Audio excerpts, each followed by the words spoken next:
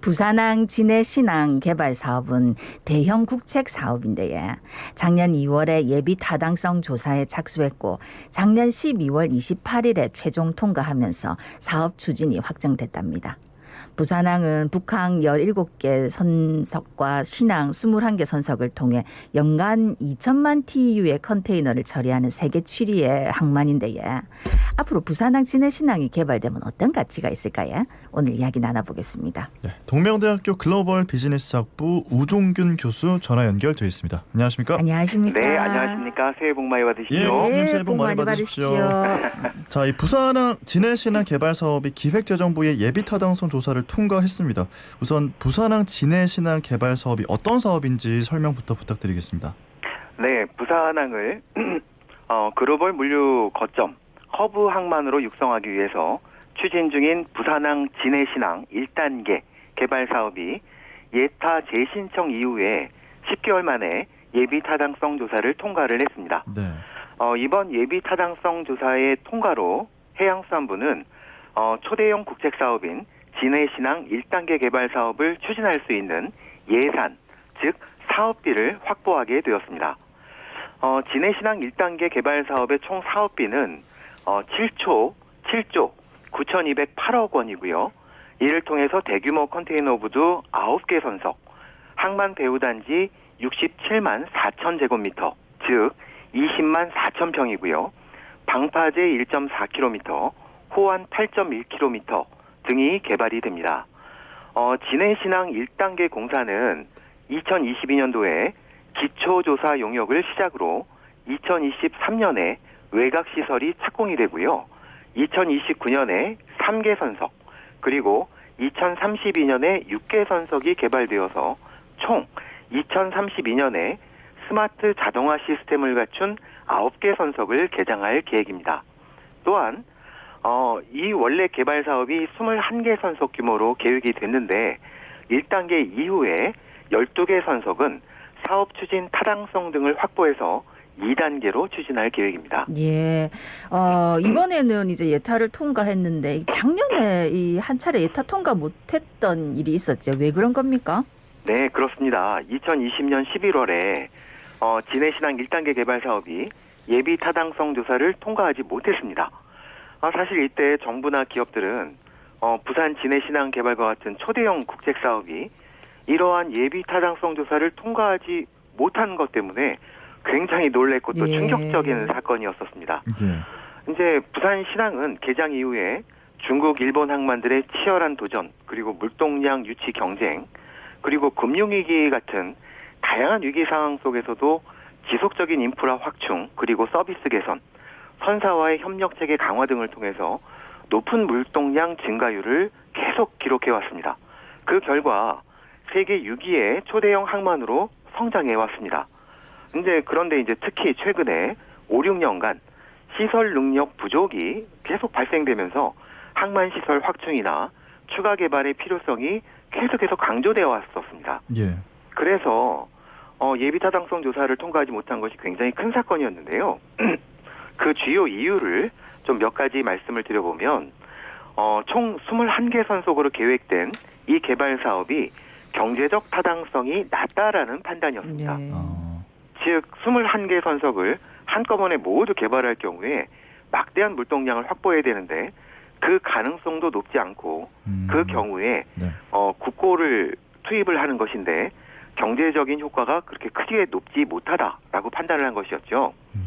이제 특히 코로나 바이러스의 확산이 되면서 중국, 일본 항만들은 지속적으로 시설을 개발하고 또 부산항으로의 해외 투자 유입이 감소될 것이다라는 예측이 있었기 때문에 네. 물동량 증가율이 계획보다 하락할 것으로 예상한 것도 굉장히 중요한 이유입니다. 네. 그래서 이제 그 결과 2020년 11월에는 이 개발 사업이 예비 타당성 조사를 통과하지 못했었습니다. 예. 그러니까 이 부산항 진해신항 개발 사업 예비 타당성 조사가 한 차례 통과하지 못했던 경험이 있기 때문에 이번에 이제 예타 신청을 하실 때 굉장히 더 많이 공을 들이셨을 것 같아요. 이번에 통과를 할 수 있었던 이유는 뭘까요? 예, 그래서 이제 1단계로 하면 한꺼번에 개발하면 굉장히 많은 어려움이 있다라는 생각에 이제 정부도 이 진해신항 개발 사업을 2단계로 나누어서 개발하는 것으로 계획을 했습니다. 예. 이제 그 경우에 경제적 타당성이 확보되는 것으로 이제 평가가 되었기 때문인데요. 그래서 이번에 통과된 진해신항 1단계 개발 사업은 9개 선석을 우선 개발하는 것으로 계획하고 나머지 12개 선석은 상황에 따라서 개발하는 것으로 이제 계획이 됐습니다. 네. 두 번째 이유는 해상 운송 물동량의 증가와 스마트 항만 구축의 필요성이 강조되고 있기 때문입니다.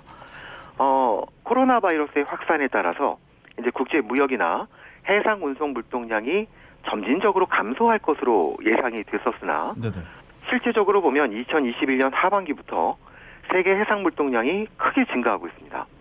또 이러한 영향으로 미국 서부 항만 등 굉장히 중요한 글로벌 항만들이 시설 부족, 인력 부족에 따른 항만 마비 사태가 계속 발생되고 있고 지속되고 있습니다. 뿐만 아니라 코로나 바이러스의 확산으로 해운물류 산업의 첨단 ICT 기술 도입과 활용이 더 빨리 도입되고 더 빨리 활용되면서 세계 주요 항만들이 대규모 투자를 통해서 자국 항만을 스마트 항만으로 혁신하는 사업이 경쟁적으로 진행이 되고 있습니다. 이러다 보니까 부산항은 물동량 증가와 해상 운송 네트워크의 회전율 하락에 따라서 컨테이너 장치장이 부족해서 그리고 시설 능력이 부족해서 운영 효율성이 하락하고 있는 것으로 지금 분석되고 있고요. 이러한 문제점들이 부산항의 물류 시스템의 문제점들이라고 지적되고 있고 이 문제점들이 해결이 되지 못하고 있습니다.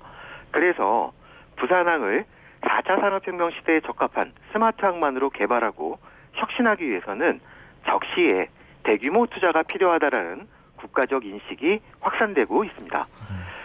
그렇기 때문에 진해신항 1단계 개발 사업의 예비 타당성 통과는 부산항이 지속적으로 물동량 증가에 대비해서 시설 능력을 확충하고 미래형 스마트 항만으로 개발해야 된다는 정부와 국민의 의지가 반영된 것이라고 평가될 수 있겠습니다. 네. 자, 그러면 이제 부산항 진해신항 개발 사업이 진행이 됐다. 그랬을 때 어떤 효과를 좀 기대해 볼 수가 있을까요?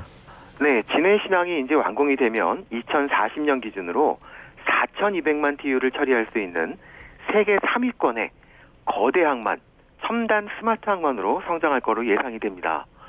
그리고 이렇게 개발이 되면 부산 진해항 개발에 따른 생산 유발 효과가 28조 원, 부가가치 유발 효과가 22조 원인 것으로 분석이 되고 있고요. 더욱이 요새 취업이 굉장히 어려운 상황인데 17만 8천 명의 취업 유발 효과가 발생될 것으로 예상이 되고 있습니다. 이제 더욱이 이제 가덕신공항이 개발이 되고 있고 가덕신공항이 개발이 되면 부산항 중심의 글로벌 해상 운송 네트워크와 가덕신공항 중심의 항공 운송 네트워크가 결합이 돼서 부산이 세계적인 물류 비즈니스 거점으로 성장할 것으로 전망이 됩니다. 예, 방금 말씀하신 교수님께서 이제 말씀하신 부산이 세계적인 물류 비즈니스 거점으로 성장할 걸로 전망된다고 하셨는데 이렇게 되기 위해서는 부산시에서는 어떤 정책들을 더 보완해야 될까요? 예, 해야 될 것이 너무나 많습니다. 네. 하버드 비즈니스 스쿨에 따르면 향후 미래 물류 거점의 조건은 여러 가지가 있는데요. 그 첫째는 초대형 선박이 기항할 수 있는 초대형 항만이 있어야 되고 또 동시에 중대형 공항을 갖추고 있어야 된다라는 것입니다. 두 번째 조건은 첨단 ICT 기술이 적용될 수 있는 스마트 항만이고 네. 공항이어야 되며 셋째 조건은 안전, 친환경 기술과 법제도가 완비된 안전한 지역이어야 된다는 것이고요.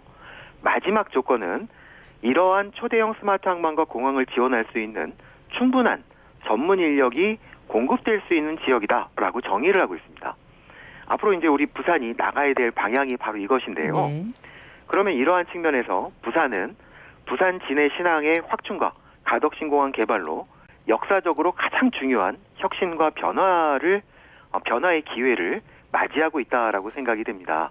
그래서 이제 향후 부산은 분해신항의 확충과 가덕신공항의 개발을 신속하게 추진하면서 국가, 글로벌 물류기업, 화주 등과 협력 관계를 강화하고 이들을 지원할 수 있는 스마트 항만 개발에 집중해야 될 걸로 생각이 됩니다.